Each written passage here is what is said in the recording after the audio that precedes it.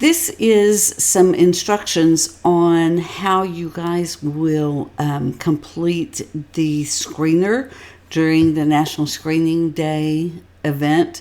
So on the left side of the screen over here, hopefully you can see my mouse, this is the actual screening form. So when individuals come up, you will give them this form and ask them to fill the form out. And at that point, you just kind of let them go off on their own somewhere in the lobby and do that. Don't hover over them. Don't sit with them while they fill it out. Just give it to them, ask them to fill it out, and then bring it back to you when they're done. So you can see up here we've got some demographic information. Then there's several pieces to this. Okay, this first one is called the Hands Depression Screener. And so it's got these 10 questions. The second part is the Mood Disorder Questionnaire. Okay, and then we got the back side of this.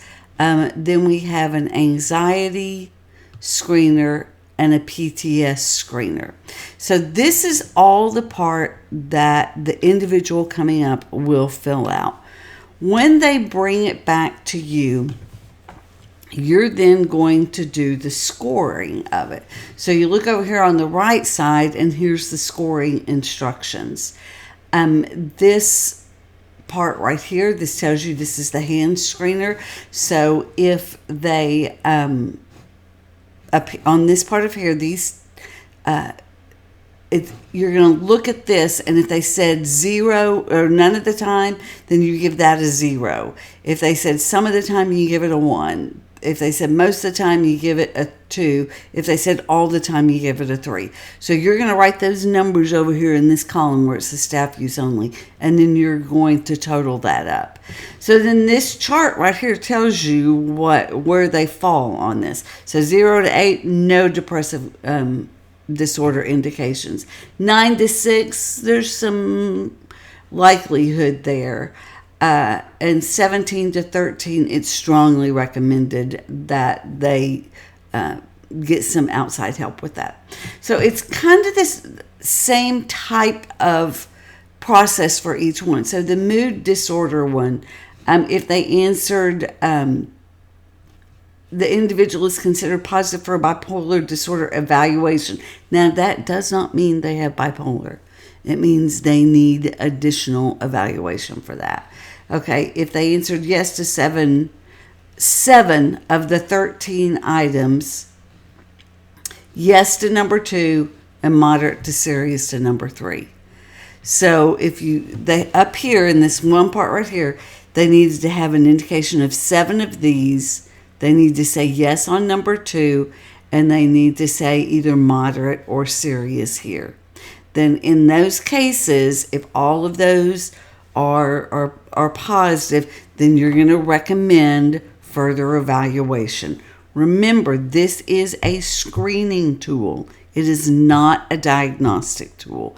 And you need to explain that to individuals if there's anything that shows that there's a concern here, you need to explain.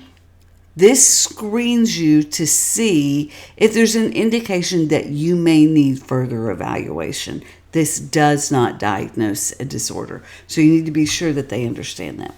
Okay, so then we've got the anxiety one here, and this shows you if their total score, you're just counting how many they got, they indicated a yes to. So 5 or below, no indications of anxiety. 6 or above, there may be an issue there.